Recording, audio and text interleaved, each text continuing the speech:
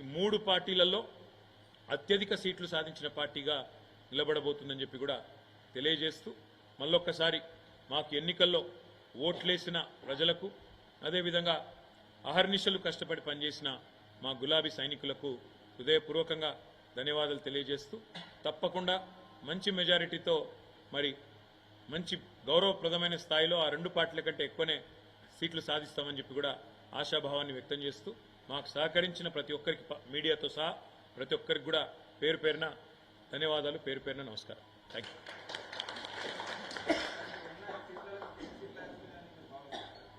ఆ 2 పార్టీల కంటే మాకు ఎక్కువ వస్తాయి బ్రదర్. కాంగ్రెస్ కంటే బీజేపీ కంటే 17లో మరి తప్పకుండా వాళ్ళిద్దరి కంటే కూడా మేము సింగిల్ లార్జెస్ట్ పార్టీగా మేము ఎదుగుతామని మా విశ్వాసం.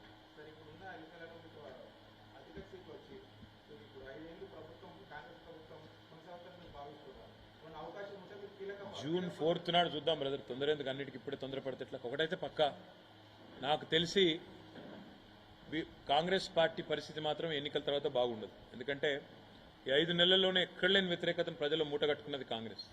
నేను ఇప్పుడు దాదాపుగా నిన్నటి నుంచి ఈ రోజు వరకు కనీసం ఒక 100-150 మంది నాయకులు రాష్ట్ర వ్యాప్తంగా మాట్లాడినాను. అందరు చెప్తుంది కూడా ఒకటే, 5 నెలల్లోనే ఒక అసాధారణమైన వ్యతిరేకత మాత్రం కాంగ్రెస్ మీద వచ్చింది. క్షేత్రస్థాయిలో కాంగ్రెస్ పరిస్థితి బాగలేదు.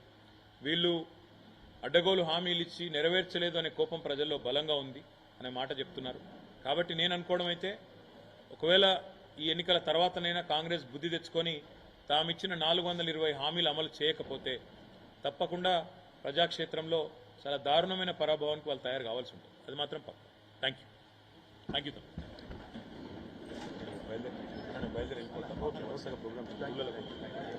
ప్రోగ్రామ్ తీసుకొని పోవడాలు ఇవన్నీ జరిగినా